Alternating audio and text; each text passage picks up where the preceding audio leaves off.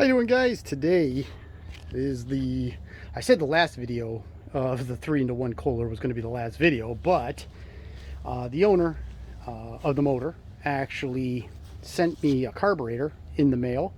So it has shown up. I'm just going to go get a muffler, put it on, or screw the muffler in so that way we're not running open port. And we're going to fire it up and hopefully everything goes well. So let's see what happens. So as you would expect, we have a no start situation. This is an NOS carburetor that the owner sent to me. And we have no fuel flow. Here's the float.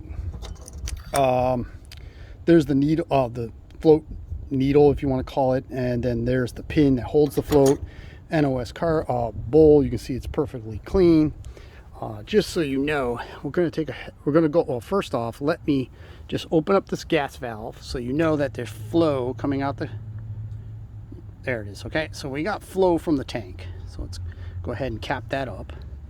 Let's go ahead and slide the fuel line on. I'm not going to push it all the way on because now what we're going to do is we're going to open up the valve and nothing. So I'm shaking the fuel line. I'm going to blow into the gas tank here.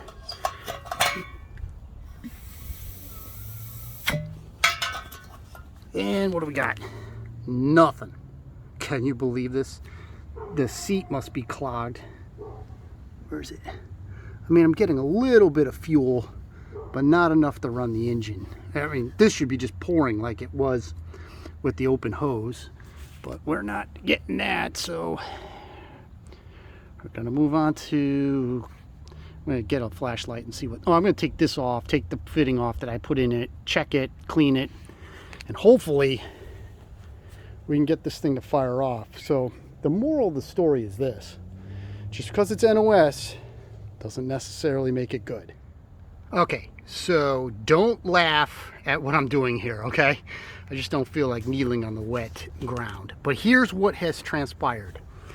If we take a look at this float bowl needle, okay, the rubber tip that you find on some of these is missing. You can actually almost see the line.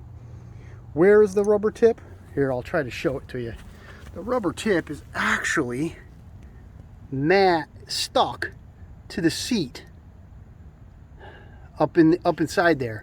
So what I'm going to have to do is I'm actually going to have to remove the carburetor and take that seat out and probably replace it with some sort of I don't have a new, well, I do have a new one, I think. And then we'll swap that out and this engine should start up. All right, so give me a few more minutes here. Never a dull moment. So that is the culprit. If I kind of shine some light down inside the seat, you can see the rubber tip of the needle probably stuck to the brass just because of time. You know, it got stuck in there and it sealed itself good because I can't blow it out by just, you know, blowing on the fuel tank or the fuel fitting. So unfortunately this needle and seat are probably shot because you need the rubber tip with this design. So I'm going to go ahead and pull that off or pull it out. I'm going to swap it with a different needle and seat I have, and hopefully we'll get some fuel flow and we'll have the old 3-in-1 running. I got it apart, and this little rubber tip is what's jammed inside this. It's completely clogged with that rubber. So this is unfortunately no good. This is a seat I believe is used. I don't think it's new, but it's the nicest one that I have, you know, hanging around. So we're going to go ahead, screw this all together, put this all back together. I'll reset the float height, and I'm going to check all the mixing screws. I'm going to base set them myself, put it back on the engine, and hopefully we'll have a little bit of fire in the hole. So everything is set. So the seat's screwed down, the float, I made the adjustment so it's nice and level. A little trick here is with some WD-40. Sometimes if you're using these rubber tip seats, just for the initial startup, they can sometimes stick, kind of like what happened there. Just take a little, just a little touch of WD-40, hit the seat rubber, then put it all together, and that'll keep it from sticking to the seat. And then once the fuel starts to flow, it'll lubricate everything, and then everything will just work just fine. So, button it up now, I promise. And there she is, running on the new carburetor. Seems to run real good. I did not mess with the mixture screws at all. I just had to fix that float needle, and it fired right up. Seems to be running real good. Oh boy, looks like we might be running into a little bit of an issue here. So let's go ahead.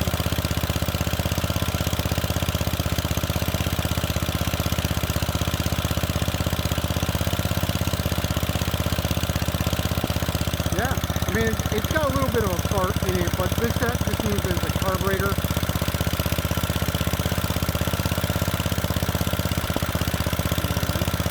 I'm going to just put it back.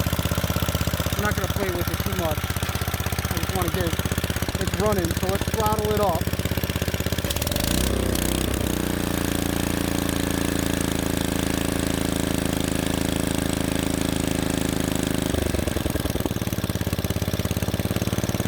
Then it's going to settle down.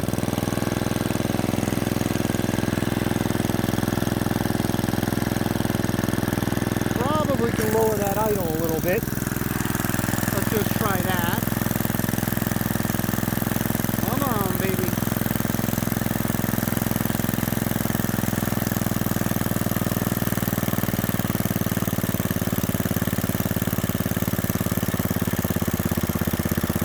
Now this is a fairly big carburetor. It's an 18, so we're going to have a little bit of a problem to get real nice low idle, but it runs good on this one. That doesn't sound too bad. Let's see if we can get this a little lower.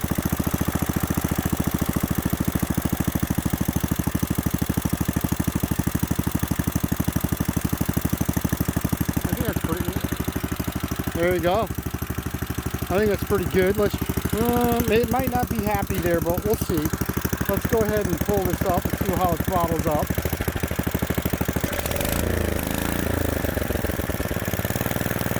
Yeah.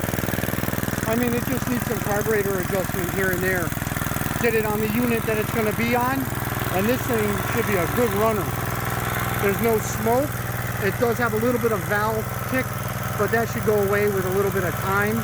Obviously, the rings aren't seated in yet. It's going to take at least another hour or two of run time to get those rings to really seat in nice and good.